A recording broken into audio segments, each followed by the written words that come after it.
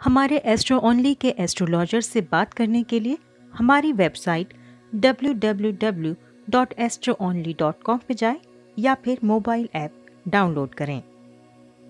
नमस्कार गुरुजी, मेरा नाम दीपक यादव है और मैं झारखंड से बात कर रहा हूँ। मैं कुछ अपनी लाइफ के कुछ एक घटना के बारे में बताना चाह रहा हूँ आपको कि मैंने लास्ट नवरात्रे में मेरे घर में मेरी पत्नी ने नवरात्रे का व्रत रखा हुआ था और मैंने गलती से या भूल से मुझसे चिकन का सेवन हो गया। चिकन खा लिया मैंने और घर में भी लाके कुछ लोगों को खिला दिया और मुझे इस बात का ध्यान नहीं था कि मेरी पत्नी ने नवरात्रि का व्रत रखा हुआ है। तो उसके बाद हमारे घर में चीज़ें थोड़ी बिगड़ने लग गई। हमारे सभी लोगों की तबीयत ख़राब होने लग गई सिवाय पत्नी के मेरे।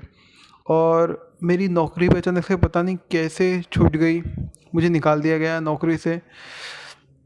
मुझे कुछ समझ नहीं आया। फिर मैंने आपसे बात करी थी तो आपने मुझे कुछ कार्यों के बारे में बताया था कि ये करना चाहिए, तुम्हें माता रानी से माफ़ी मांगनी चाहिए।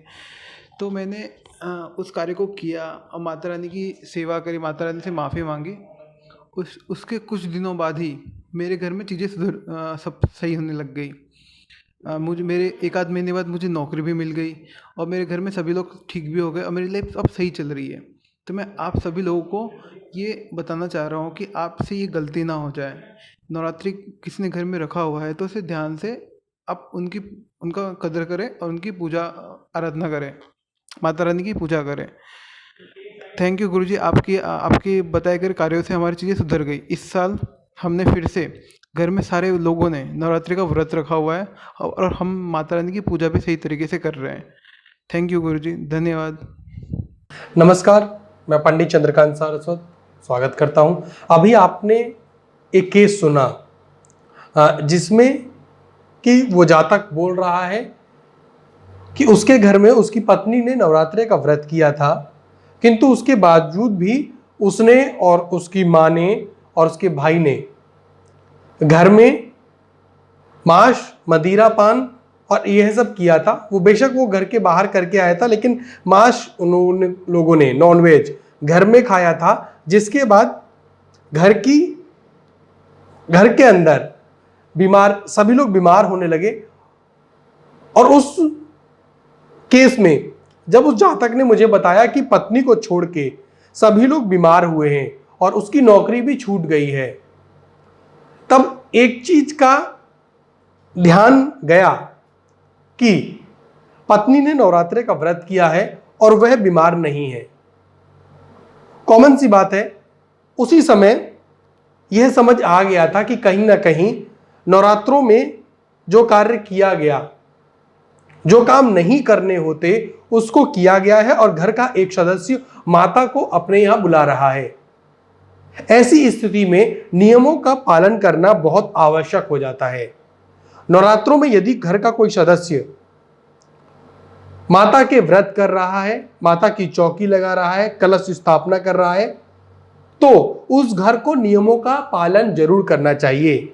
इस केस में यही गलती हुई कि पत्नी ने सबको पहले ही सचेत किया था कि वह नवरात्रों के व्रत कर रही है, नवरात्रों में माता को अपने यहां बुला रही हैं, किंतु उसके बावजूद भी पति की जिद, पति का व्यवहार काफी नेगेटिव रहा और वह ईश्वर जैसी चीज को नकारता हुआ नजर आया कि ईश्वर के अस्तित्व को वह एक तरीके से चुनौती दे रहा था।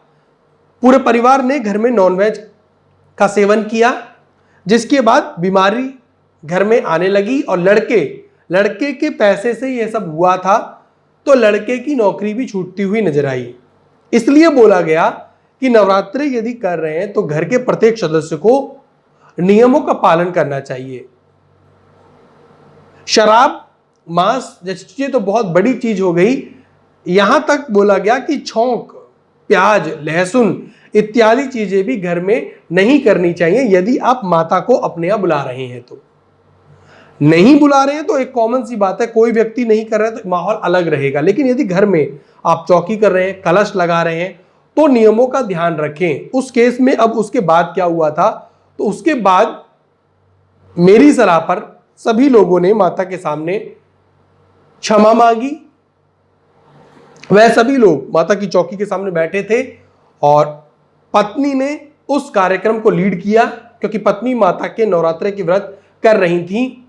लीड किया उन्होंने, और पत्नी ने लीड किया और माता के सामने सभी को माफी दिलवाई, और नवरात्रे खत्म होते होते चीजें सही हो गई और 1 महीने में लड़के की फिर से नौकरी कहीं और लगती हुई नजर आई थी। जिसके बाद परिवार के सभी लोगों ने यह प्रण लिया था कि अब वह माता के 9 दिन सभी लोग मिलकर किया करेंगे, और इस बार वह पूरा परिवार मेरे संपर्क में है और उस पूरे परिवार ने चौकी रखी है और सभी लोग व्रत करते हुए नजर आए हैं।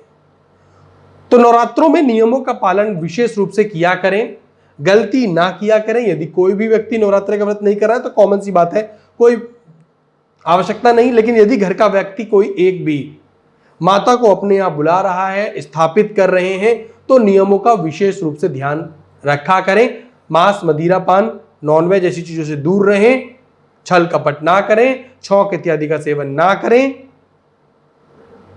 और जीवन में सात्विक चीजों को लेकर आए।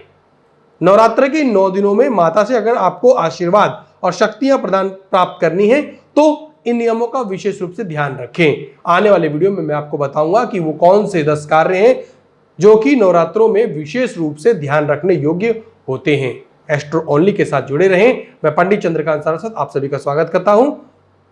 हमारे इस YouTube चैनल को सब्सक्राइब करें और वीडियो को शेयर जरूर करें, ताकि माता के भक्तों और माता के जो लोग मानते हैं, नवरात्रि का व्रत करते हैं, उन लोगों तक यह जरूरी सूचना जरूर पहुंच जाए। यदि आप इस वीडियो को शेयर करते हैं तो कहीं ना कहीं इसका पुण्यफल आपको भी प्राप्त होता हुआ नजर आएगा। जय माता दी। हमारे एस्ट्रो ओनली के एस्ट्रोलॉजर से बात करने के लिए हमारी वेबसाइट www.astroonly.com पे जाएं या फिर मोबाइल ऐप डाउनलोड करें।